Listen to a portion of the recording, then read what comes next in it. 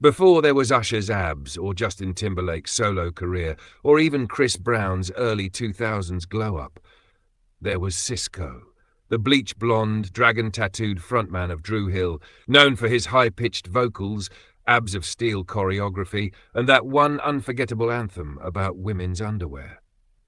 Yes, before he was known as the guy who sang Thong Tho Thong Tho Thong, he was just another R&B hopeful trying to get out of a city that rarely exported pop stars, Baltimore. Mark Althavan Andrews, his real name, though the world would soon know him by just one, Sisqó, was born in 1978. His early years were filled with gospel choirs, basement dance battles, and the kind of adolescent heartbreak that turns a boy into a balladeer. Baltimore, for all its gritty charm, wasn't exactly a launchpad for fame. But even back then, Sisqó didn't blend in. With a voice that could shoot into falsetto without warning, and a stage presence that screamed, "Look at me," he was built for more. He started out as the flashy lead singer of Dru Hill, an R&B group that came together in the mid-90s. Named after a local park, Druid Hill, they were managed by Haq Islam and signed to Island Records. Dru Hill was smooth, sexy and emotional. Think Jodeci with a touch more drama. Their singles like In My Bed and How Deep Is Your Love dominated R&B charts. But even then, one thing was clear. Sisqó was the breakout star. He danced harder, sang higher, and when he walked into a room with those platinum blonde curls, people looked. You either thought he was ridiculous or magnetic. Sometimes both. But being the peacock in a group of sparrows has its consequences. By the late 90s, the group was straining. Personal issues, label drama, and the usual tug-of-war between solo ambitions and group loyalty began pulling them apart. Sisqó saw the opening and pounced. In 1999, the world got a taste of solo Sisqó with the release of his debut album, Unleash the Dragon. And oh, did he unleash it? The lead single, Got to Get It, did well enough. But it was the follow-up track that made him immortal. Yes, that song. The song, Thong Song. Released in early 2000, it hit the pop culture bloodstream like a shot of Red Bull and glitter. Over-the-top violin strings, a breathless obsession with butt floss, wild acrobatics in the music video, and Sisqó himself gyrating across beaches and flipping off diving boards like a hyperactive sprite in a pair of leather pants. It was pure Y2K magic, absurd, hypersexual, and 100% addictive. Thong Tho Thong Tho Thong, he sang, with the kind of reverence usually reserved for church hymns. It was crass, it was ridiculous, and it was everywhere. Parents hated it, kids blasted it, radio couldn't escape it. MTV put it on loop. It topped charts around the world and cemented Sisqó as a household name, albeit one associated with a very specific article of clothing. But as Sisqó flew higher, so did the expectations and the scrutiny. The fame was instant, explosive, and, as it often is in pop music, fleeting. People loved the moment that was Thong Song. But what they didn't realize is that for all its success, the song was already laced with the seeds of Sisqó's future disappointment. Because while Sisqó might have delivered the track with passion, flair, and a now iconic vocal hook, he didn't own it. The beat and melody were largely built around a sample from Ricky Martin's Livin' La Vida Loca. And the writers of that song got a big fat piece of the publishing pie. In fact, they ended up with more of the royalties than Sisqó himself. So while people assumed he was cashing giant checks, dancing through vaults of money like Scrooge McDuck, the reality was a lot less glamorous. He was famous, he was talked about, but he wasn't nearly as rich as people thought. The song that made him a legend was also the one that limited his control and his financial reward. And that pattern would follow him into the next phase of his career. Sisqó had set the bar sky high, maybe too high. Thong Song wasn't just a hit, it was a cultural event, a nuclear bomb of early 2000s ridiculousness that etched itself into our collective memory. But here's the thing about cultural events, they're nearly impossible to follow. Still riding the dragon's back, Sisqó quickly released his second solo album, Return of Dragon, in the summer of 2001. And while the title had all the drama of a fantasy sequel, the numbers didn't quite match. The lead single, Can I Live, was catchy enough, blending braggadocio with his signature falsetto, but it didn't dominate the airwaves the way Thong Song had. Even the more tender ballads like Dream and Without You failed to catch fire. The world had moved on. Or maybe it had just overdosed. See, here's the cruel trick of pop superstardom. When you burn that bright, that fast, the public assumes you'll do it again and again and again.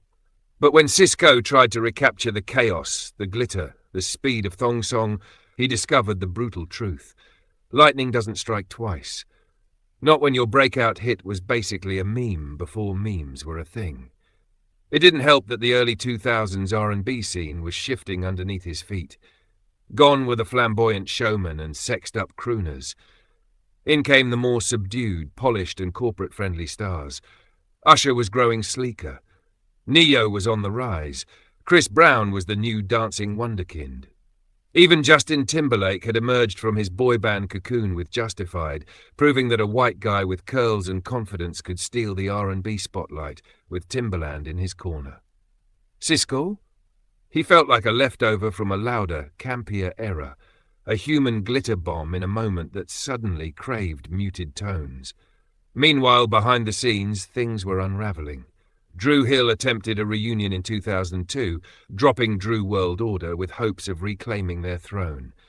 But the magic was gone. The chemistry felt off. Sales were modest, reviews were lukewarm, and it was clear the era of Dru Hill had passed. And Sisqó, once the peacock in the centre of it all, was starting to look like a man without a nest. There were whispers about label disputes, shelved projects, and missed opportunities. He had reportedly recorded most of a third solo album, Last Dragon, in the early 2000s, but it was never released. The momentum had sputtered. The dragon was grounded. Now let's be clear, Sisqó never disappeared. Not completely. He popped up here and there, always flamboyant, always entertaining. He did a stint on Celebrity Big Brother UK in 2010, where he argued with other B-list stars and reminded the world he still had abs. He made cameos, reunited with Dru Hill, and teased new music. But in the eyes of the mainstream, he'd been frozen in amber, forever leaping in mid-air, yelling about thongs. What makes Sisqó's story so bittersweet is this. He wasn't a one-hit wonder. He had talent, range, charisma. He just happened to go nuclear with a novelty song, and the fallout stuck to him for years. It's hard to pivot to serious artist when your legacy is tightly stitched to neon thongs and leather pants, and it didn't help that pop culture started treating him like a punchline. Thong Song became easy shorthand for Y2K absurdity. Sketch shows spoofed it, talk shows joked about it, BuzzFeed put it on a list of songs you're embarrassed you loved. But here's the truth, we did love it, we still do. It was joyful, insane, unapologetically horny fun. It just came at the cost of everything else he could have been. So while Sisqó tried to evolve, the world kept asking for that song, over and over. Every awards show, every TV appearance, every interview. Will you perform Thong Song? It was less of a request and more of a command. And like a good showman, he usually obliged. Because even when your legacy feels like a trap, it's still a legacy. But the deeper question lingered. What do you do when your biggest hit becomes your prison? When the world remembers your abs but forgets your artistry? Sisqó was still figuring that out, and soon he'd try one more time to set the dragon free. But this time, not with a beat drop or a dance breakdown. This time he aimed for the big screen, because when the music industry starts to move on, there's one place where aging pop stars can still pretend to be legends. Hollywood, or at least the outskirts of it. Fresh off the glow of Thong Song and before the reality of his career calm-down had fully set in, Sisqó made a move that every pop star makes once they've had a hit and tasted just enough fame to think they can do anything. He tried acting, and to be fair, he was in a movie. A real one. In theatres. With lines. Get Over It 2001, a teen rom-com with Kirsten Dunst and Sisqó.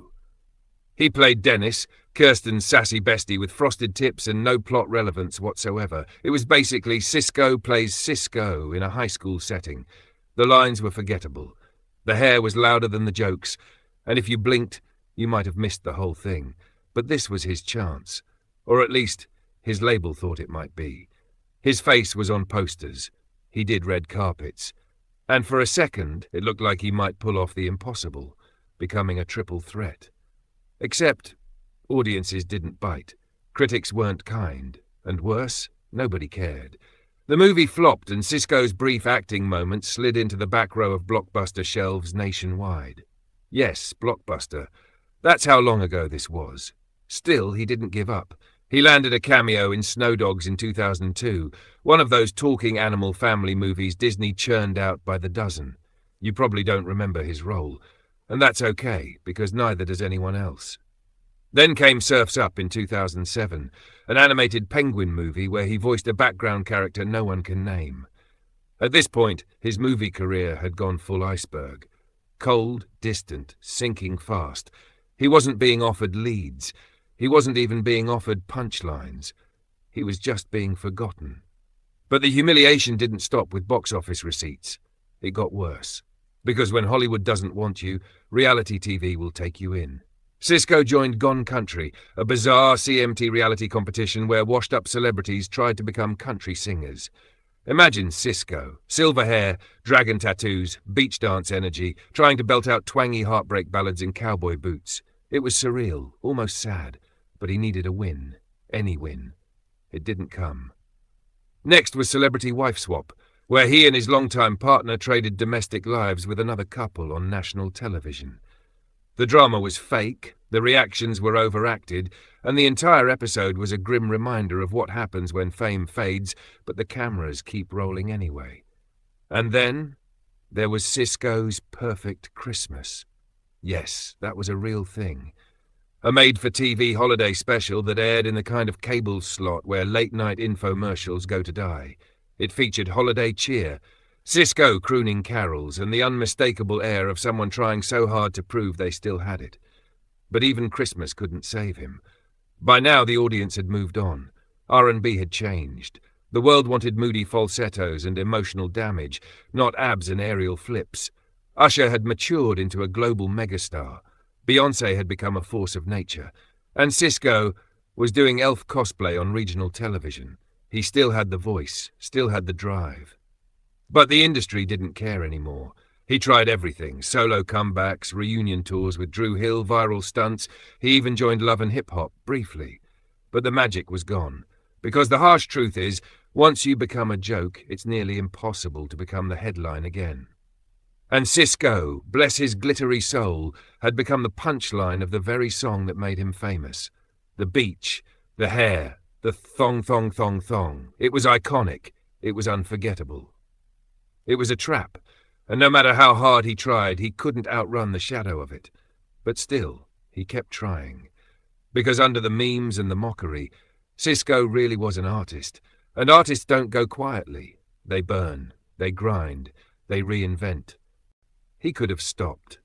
After Thong Song, after Unleash the Dragon, after the platinum plaques and Pepsi commercials and awkward movie cameos, he could have quietly disappeared, bought a condo somewhere sunny, and lived off residuals and nostalgia. But that's not how Sisqó works. Because there's a certain kind of ego, the performance ego, that doesn't care what year it is or whether the audience has moved on. It craves the stage, the raw, the red leather pants. And for Sisqó, being forgotten wasn't just sad, it was unbearable. So he did what pop stars do when the industry closes the door.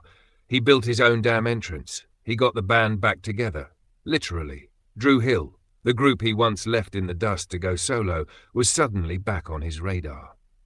The R&B market had long since fractured into TikTok-friendly hooks and trap soul crooners, but nostalgia tours were trending, and people still wanted to hear the classics, especially if they came with backflips. So Sisqó rejoined Dru Hill for a series of reunion tours in the 2010s and 2020s, performing in casinos, small theatres, state fairs, and retro 90s festivals. It wasn't the VMAs, but it was a paycheck, a standing ovation, a chance to be remembered for something other than one booty-centric anthem.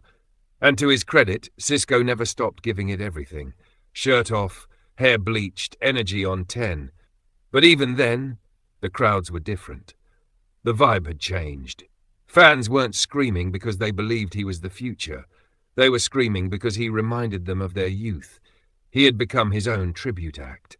Still, he kept the hustle alive. He released Last Dragon in 2015, his first solo album in over a decade. It was heartfelt, vocally strong, and completely ignored by mainstream media.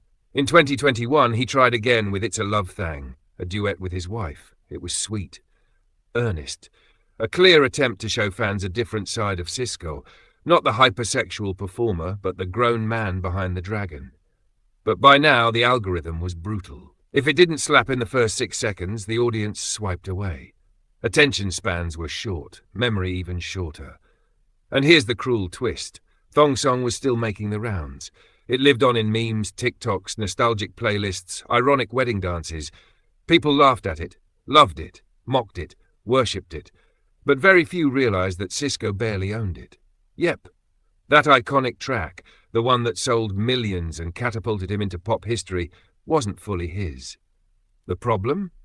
He had sampled a line from Ricky Martin's Living La Vida Loca without negotiating a better royalty structure. The She Had Dumps Like a Truck may have been his, but the infamous She Was Living La Vida Loca line echoed La Vida Loca just enough that Ricky Martin's producers were credited as co-writers. That meant royalties, big ones, were split. Licensing fees were paid out to people who didn't do a single flip in the music video. And Sisqó, despite being the face, the body, the brand, got a much smaller slice of the dragon's hoard. In interviews, he's hinted at the frustration, the contracts, the fine print, the financial reality of being a global sensation without global-level income. Was he broke? No. But was he rich? Not in the way you'd think.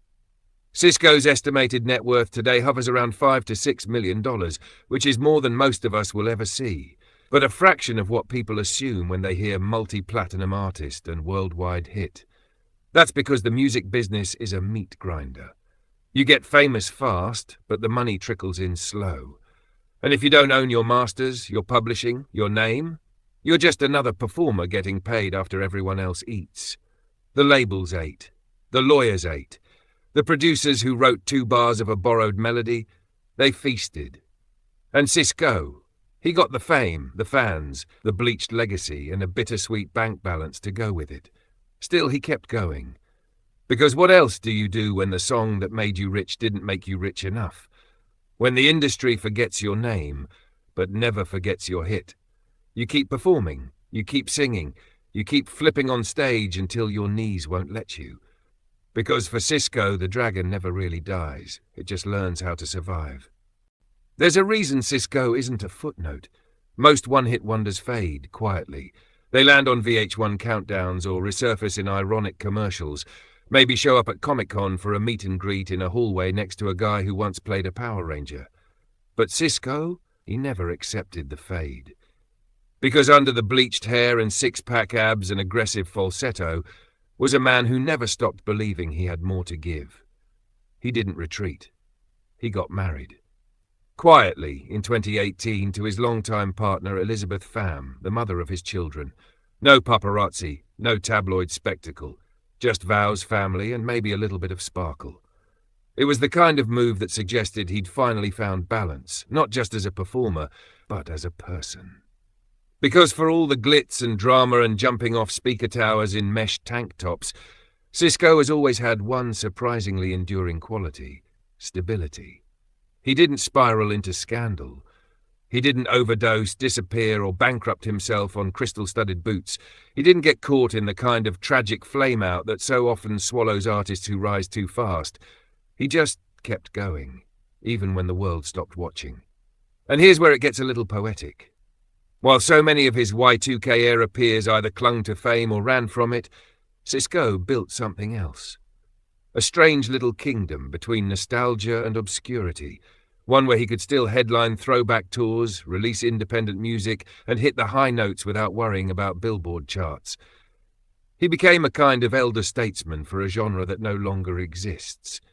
There's a reverence now, a wink. People may laugh at the Thong Song, but they still know every word. Gen Z may joke about his outfits, but they respect the hustle. And when that iconic violin riff drops at a party, everyone knows exactly what time it is. He's not trying to be the future anymore. He's become something more rare, a survivor, a man who rode the wave, crashed hard, picked up the pieces, and turned the wreckage into something stable, maybe even admirable.